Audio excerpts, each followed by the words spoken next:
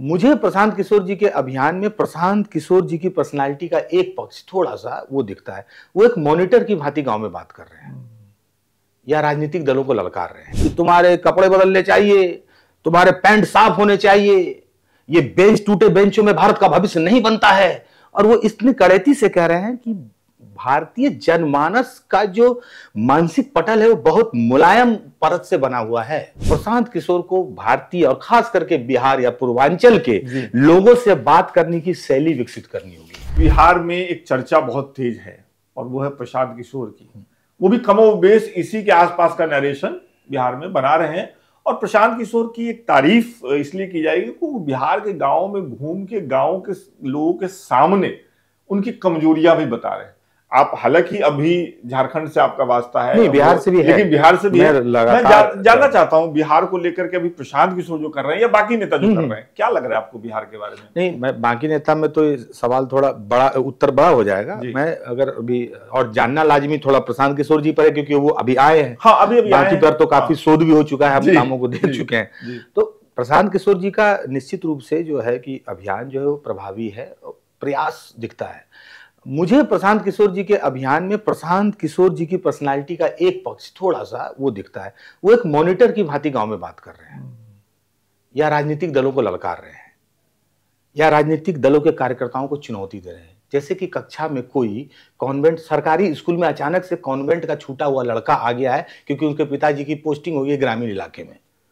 तो ऐसा लगता है प्रशांत किशोर का एंट्री कि वो अचानक से सरकारी स्कूल की कक्षा में किसी शहर से आए प्राइवेट स्कूल का बच्चा आ गया है और मॉनिटर बन गया और कह रहा है कि तुम्हारे कपड़े बदलने चाहिए, तुम्हारे पैंट साफ होने चाहिए, ये बेंच टूटे बेंचों में भारत का भविष्य नहीं बनता है। और वो इतनी कड़ैती से कह रहे हैं कि भारतीय जनमानस का जो मानसिक पटल है वो बहुत मुलायम परत से बना हुआ है, बहुत भावुक जनता है।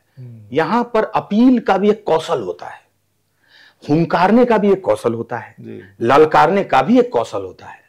और इन सब के नीचे बड़े संवेदनशील, बहुत भावुक एक जमीन होती है। उसी पर भारत की राजनीति पनपती है। अब इस पे आप चाहे जो गाड़ दें, मंदिर गाड़ दें, मस्जिद गाड़ दें, जो रोकना हो रोक दें, आप कोई बात नहीं है। ये रोजगार रोक दें, आतंकवाद रोक दें, कोई भी मुद्दा रोक दें, लेकिन उसकी जमीन भावुक होती है। प्रशांत किशोर को भारतीय और खास करके बिहार या पूर्वांचल के लोगों से बात करने की शैली विकसित करनी होगी।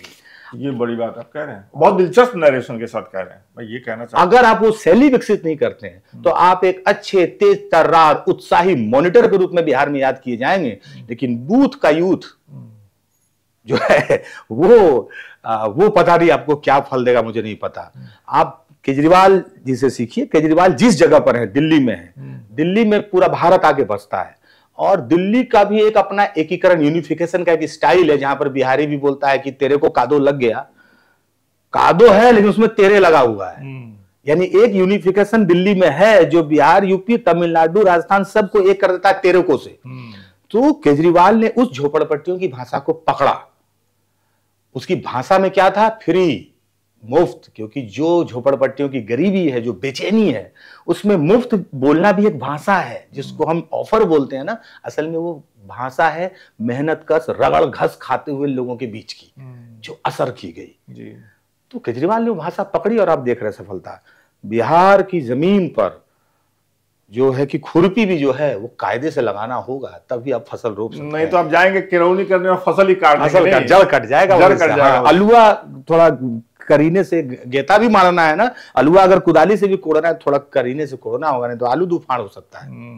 ये